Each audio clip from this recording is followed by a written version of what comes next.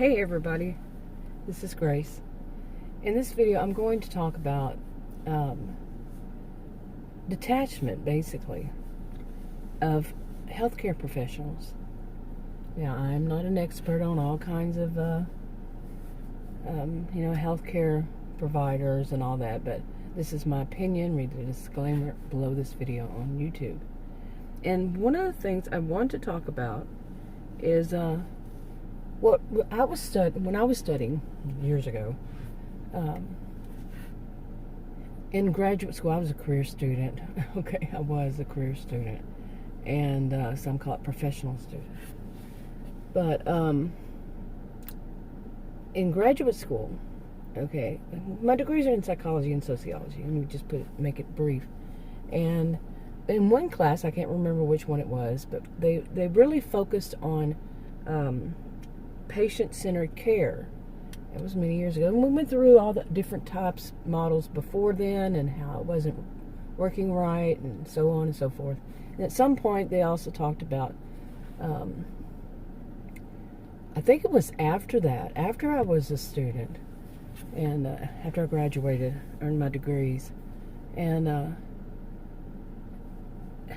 did teach, but sometime after that, this is years ago, and a lot of things have happened in my life. But one of the things that they talked about was, I started noticing, was how healthcare professionals of various types seem so detached. My way of putting it, it's not only them, it's like I mentioned, I call it Narcissismville where I live. People seem much colder. And my master's degree is in sociology. I get it. I understand it. I understand why this happens, especially because big city. I live in a suburb of Dallas, a huge suburb, huge city itself. Okay, and this kind of detachment I can see, in going to a convenience store, and the person working there is, the person behind the counter, the cashier. They seem like they're off texting someone else, someone in their mind. That's how I put it. They're texting someone in their mind. They're not there. They're not focused. They don't see you as anything other than a transaction, a movement. I got to do this, and I got to give them this, or I got to do this, and say thank you. If they say thank you, I usually, if they don't, I say you're welcome and walk out. But I don't like people who are off in another world. Okay, and that's kind of frightening to me. Now, I have lived in many places. I was born and raised in Texas, and some would call it town. Okay, I'd say more like a small city these days. And I moved around a lot when I was young. Starting at age 18, I moved around a lot. Lived in other states, other than Texas, and big cities, small towns, you name it, I lived in it. That kind of thing. Traveled a lot. And you could see a world of difference, and even now I can see a world of difference just going from this, what I call Narcissismville, outside of here. Okay, I can see the world of difference. So people are actually there when they're there. Okay, and when I go away from here, just different directions. And it's not just one suburb, it's not just one area of any of them. There's, I think it's like 3 or 4 suburbs, you could say, even a little more, that are kind of connected. Anyway, it's, so, like I said, it's from a store, but when you go to a doctor, okay, and that doctor is not there. Like, I recently had a change doctors. Mine just had disappeared. That was kind of scary. It must have been their lines, or they had shut down for a short while and switched over something. Like, you can't get the story out of them. Another doctor and the registered nurse took off because of the COVID-19, and they're my age group, and so they had a young woman, one of them. But anyway, I went to another place, and I had bought out one I had been to before, and so I had a new doctor, and nurse, doctor, and everything, and I think they were somewhat surprised by me, because I could feel it from the people who worked there, to the nurse, to the doctor, because I wasn't going to allow that crap. I was not, no. I need to be heard. What I say, what's going on with me. I need it to be heard. Okay, I don't want to just be a number. Oh, okay. Do you do this? Do you do this? Do this? Okay, I'm going to write your prescription. No, I don't want that. That is what I have seen far too much of. They don't hear me. I'm not real to them. Okay, they're detached. I've saw this in person. They are detached. Okay, they're just doing paperwork. The H&P. Here we are. Okay, but some of them it was that they weren't getting the history. Okay, it was more of a, I don't know, like they make assumptions on who you are, what you are, and there was one of them, the doctor that took over for my doctor and the registered nurse there, not registered nurse practitioner, and that's what they call it. Anyway, the doctor was very young, and I told her that I had an adrenal disorder. She did not hear that. I mean, I told her more than once that whole practice, they refused to hear it, and I know, and believe me, I know that there are people out there that will say that, and they're just saying it for various reasons, but they don't have that. That's what their assumption seems to be, because I started seeing that doctor 8 years ago, at that clinic, not clinic, but the doctor, the practice. There I go. And they refused to get my records. They did, for my adrenal disorder. Oh my goodness! But it's like that's all they want to hear is what they don't want to hear anything. It's all about, it's doctor centered, okay? Healthcare professional centered, and no, it needs to be patient centered care.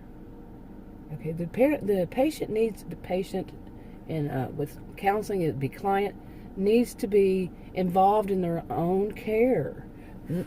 I have never found a doctor, I've seen many here, who practices that. It's all about what they want and how fast they can get you in and out of there. Okay, the doctor might be in there for 2 minutes, might spend 2 minutes. They used to be different when medical billing was different, yeah, and then it switched. It helps them out much more. But anyway, they just want to come in, say, "Oh, how are you doing today? And you got this. What medications are you allergic to? Okay, how you feeling overall? Oh, that's good.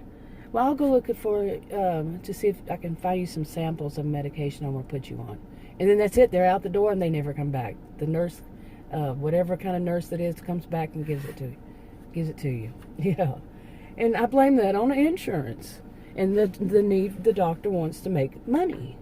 And that's my opinion. I cannot say it's 100% across the board. I cannot say that at all. Some of them work for these, like, I don't know what you would call it in healthcare, big corporations maybe. The healthcare corporations. I've never heard it that way. But it's all about the money. It's all about the money. Rush. Hurry. Get the person out the door. Insurance or not. I used to have insurance. I don't now. I tried getting on insurance. I'll get on it at the end of the year because that's when you can. I live in Texas, remember. I'm a female living in Texas and a homemaker. I have a lot to say about that, believe me. Anyway, let me get back to this. Okay. Now, so let me get back to this on patient-centered care. It's morning. I haven't had my coffee, by the way. Not coffee. Caffeine. I don't drink coffee. It's too strong for me. So I have to have caffeine other ways. Soda. Okay. Anyway, the patient or client, depending on what it's for, they need to be felt like they are there. And believe me, I understand burnout, of healthcare professional burnout, and all what goes through all that. I understand it. But here's the thing. If a patient comes in, say a client comes in and is very distraught, very having serious problems, and what they see, maybe they have they're in a relationship with someone who's very cold, and they come in there and they sit there and they see this counselor or therapist sitting there and is very cold, seems like they're off somewhere else texting somebody in their mind. Now, the healthcare professional may be like that because they have burnout. They have, let's just make it brief and say burnout. Okay, they've just done too many. They've done too many of these. They're saturated by other people's problems. Something like this, and it's a lot of it's because of money. Okay, I really see that greed, money. I'm not blaming every healthcare professional. I'm not at all, but there needs to be some kind of change across the board. Insurance companies need to stop ruling the world, for one. Maybe that's why there's so much pushback. Think about it. Having universal health. Well, I don't even want to call it universal health care, but yeah, for us to have health care that includes mental. These days, it should be flashing neon lights here that yes, people in the United States, many people in the United States need access to insurance that has mental health care attached to it. They need it across the board. Medical health care. I'm one without. I'm one who's done without. And I'm diabetic. Think about it. With an adrenal disorder. Think about it. Okay, money is not the issue for me.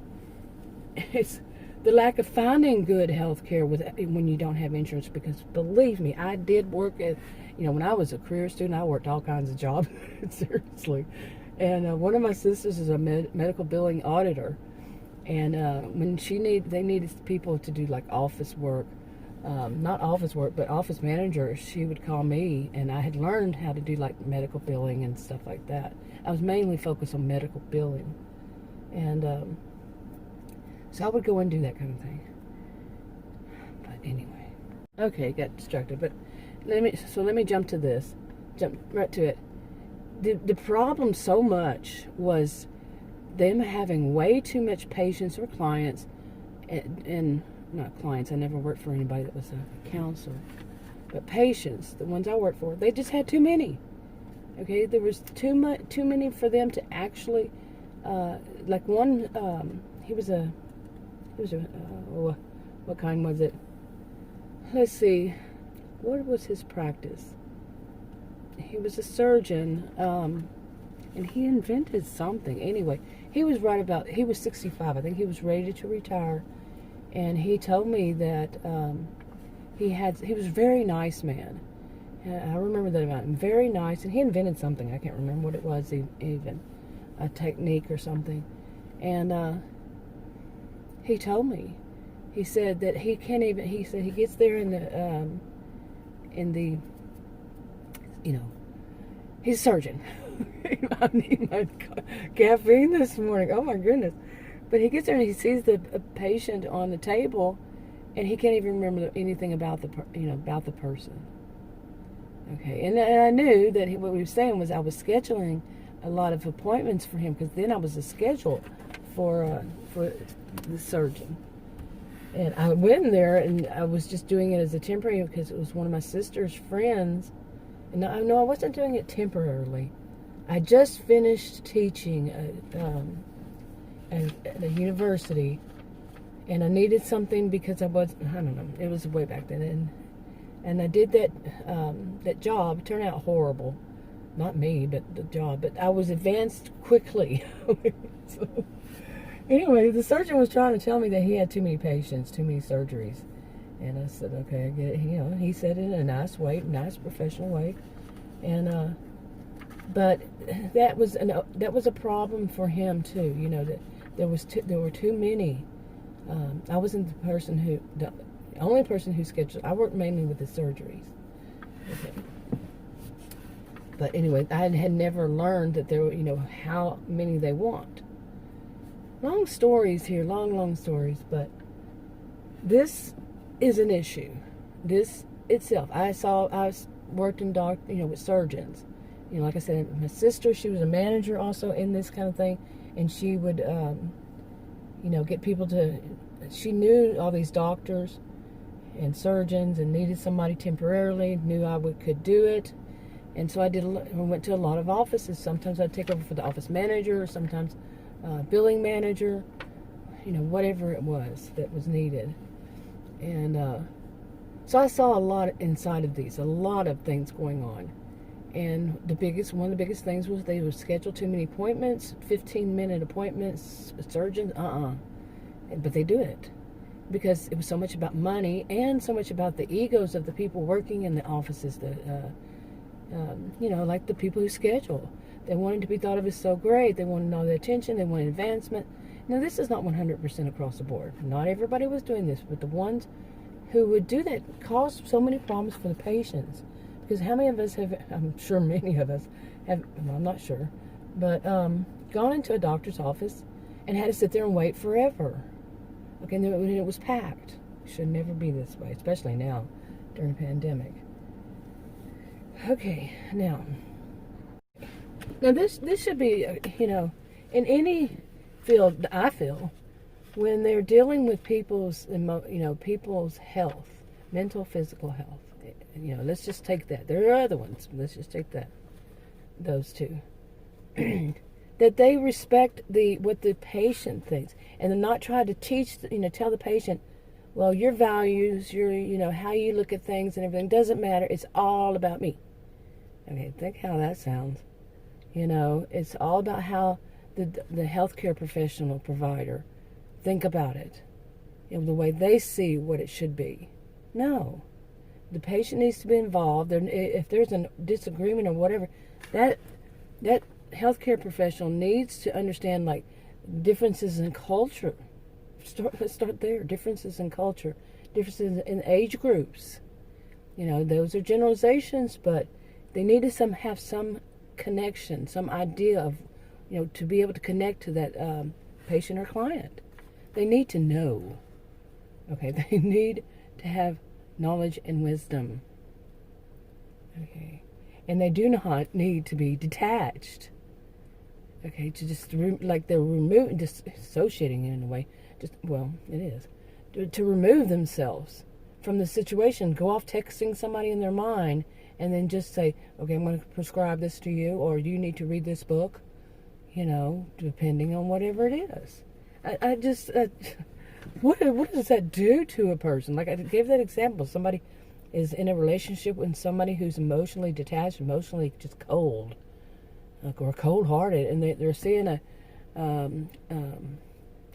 therapist. And the therapist is off looking around, looking at other things, like their ADHD or ADD or whatever. They're not there. They're detached, dissociated. And then all of a sudden they look at the client and say, "Well, read this book." No. What do you think it does to the patient? What do you think? They're worried so much about themselves, or they're just burnout, that they don't care about their patient. This is your practice. This is your job. Yeah, and I feel for them. I experienced burnout big time. So there needs to be something that more thought to this. I mean, I'm sure there is a lot of thought already. Yeah, there is. I don't know. I have not read any of those. But this is my view. Okay, but there needs to be something that, besides just, I did have, heard about, read or little bits about, over years, many years, about, you can even see it on TV shows where the counselor goes to a counselor because that counselor is experiencing so much of other people's problems that they need their own counselor to go to and kind of, get theirs off. You see, off of them, their feelings, their everything, and then lather, rinse, repeat. But I think there needs to be more. I really do. I think there needs to be more. I think there needs to be something like they switch it up, switch around, do different things, like, and not have so many clients or patients or clients. Yeah, that's the big thing. Like I said, insurance should not rule the world. Money should not rule the world, but it does. All that greed involved too. And that they would be, some kind of, I don't like to call it that, healthcare that people can be in that helps them, even not just the patient or client, but the healthcare provider. Okay, so then they don't have to pack. So that pack came out funny. Pack so many people into such a short period of time, and they're overwhelmed. Okay, they can become overwhelmed. Burnout. You have too much. You've had too much. And like I said, I'm just using that word just to combine it all together. There's a lot more to it than that. And and it could be something like,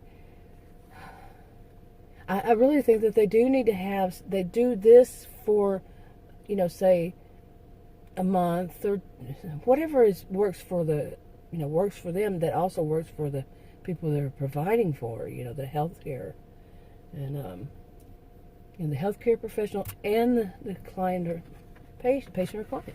So, something that would help to alleviate any of these symptoms of that they need to detach themselves from what's going on. Okay? They need to be there when they're there. They need to be there for the patients, and patients are paying, clients are paying. Yeah, they need to be there. Okay? And I know how difficult that could be. So, like I said, like maybe a month. Let's just say a month model. Okay. They do this counseling or whatever for a month. And yeah, it would be difficult because they have patients that you can't usually go into a counselor and boom, they're going to fix you in a month. They don't fix you, for one thing. You have to work with them that's a whole separate subject. But there needs to be something where they, however long it takes, well, that's not going to be right.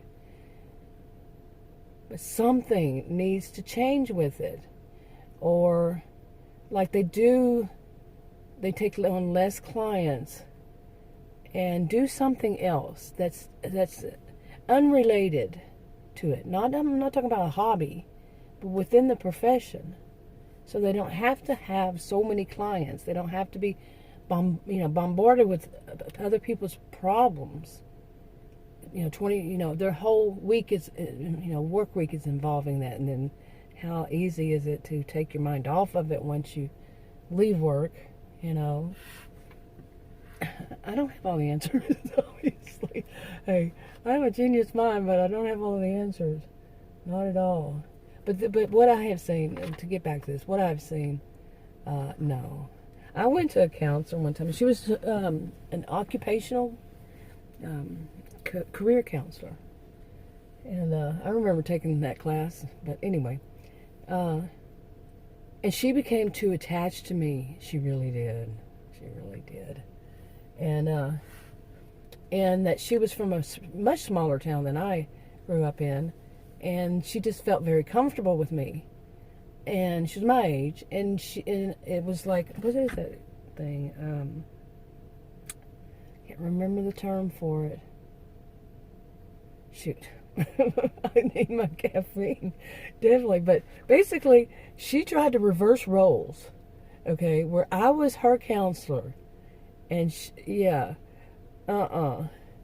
And I did continue to see her because it was about a career, not a career issue, but there were some things I wanted to, work through on what career I wanted to take and all that kind of thing. And I think I saw her something like 5 times, and then I said, I can't handle her problems, on top of, here I am there for mine, and she's using me to resolve her own, or she's trying to. It didn't work for me. But, oh yeah, I remember one more thing. I had to look down my notes. But anyway, that was not a good situation for me either. And then she was actually, I knew what she was going through. I understood what she was going through. But I wasn't supposed to be there for her to help her. So, anyway. Right. I also want to talk about experience. This with burnout and this with, feeling too much. The healthcare professional provider is feeling too much for the patient or client. Now, I've mentioned in the past, when I was 28, I had a lot of bad things happen around that time.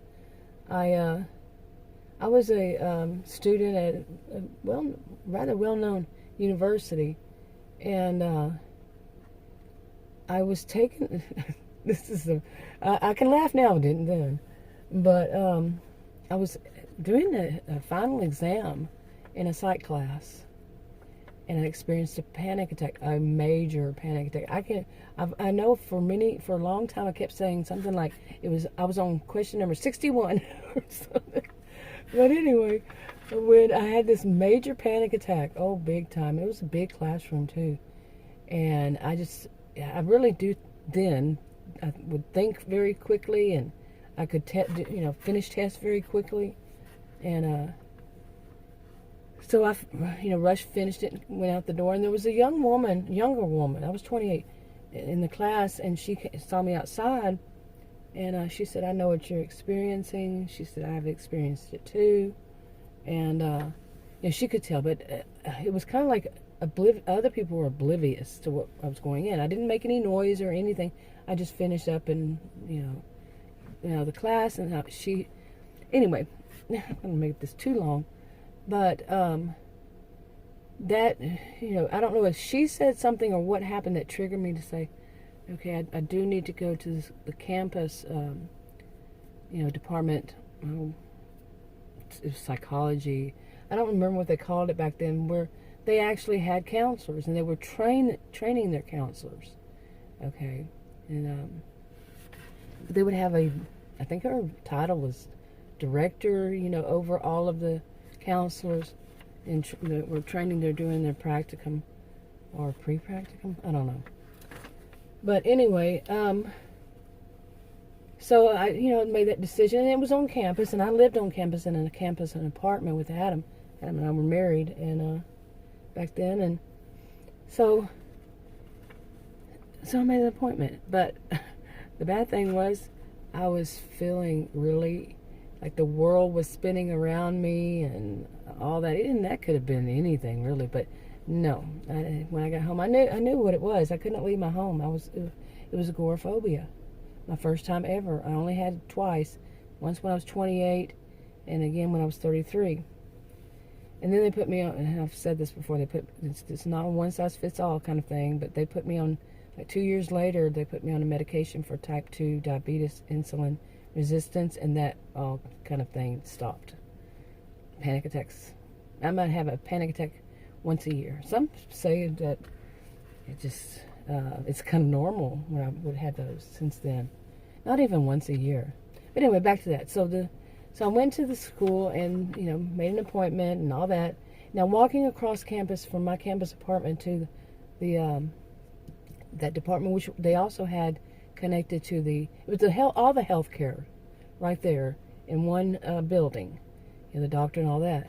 But the doctor had to work with the counselor at the end of it to get me on the right medication, which was propranolol, because I had blood pressure issues too, and it was a beta blocker. But anyway, so they sent me to see a student, and this was a very young woman. I was 28. That's young. And she was younger than I. And I sat in there, and, she was very nice, sweet, and she asked me, but she seemed a little detached, And I started talking about what was my issue. I don't even remember what it was back then. And, I told her about the, panic attack and stuff like that. I do remember that. And she started asking questions. Well, I started answering them. She started crying. Seriously. Okay, I should not laugh at that at all. But she started crying. And it made me very upset and very worried for her. Yeah, I was feeling a lot of empathy. And I didn't want to make somebody cry. So the next time they called me and they had me see the director. She was very professional. She was older, very professional, and helped me work through this stuff, what was going on back then, like they do. And it wasn't, of course, she's a little bit detached to be scientific enough to, professional enough to handle the situation without getting so emotional that she would start crying. Okay. And But she also wasn't off texting somebody in her own mind, doing her own thing in her own mind, She was there when she was there. So, and that makes a big difference. So, and I think this video has gotten way too long. But I do want to talk more about this, especially now when we see so many people who are really checking out. They are not. I'm not talking about healthcare professionals, although you could say, yeah, that was about healthcare professionals checking out, basically. But I want to talk about when just when people, conspiracy theorists. My mother was a conspiracy theorist, remember? Yeah, that doesn't mean I know all of them. I knew her. Okay, but I have known conspiracy theorists. I've known people who think in that way, that mindset. One of these days, I'm going to remember how to say that. Illusory pattern perception. Illusory. That's the word I have trouble with. And remembering all of it. Pattern perception. I need to look that up on scholarly journal articles to see if I can find anything on it. I keep thinking about that and forget. But anyway, when they're checked out from reality, that's I'm not saying one size fits all. Remember any of this? It's my opinion, but they're checked out, and there needs to be something to I don't know if there is or not. It's saying, okay, something's not right overall, that we would have so many people checking out. You see? I got more to say on that in another video. Talk to you on another video. Bye.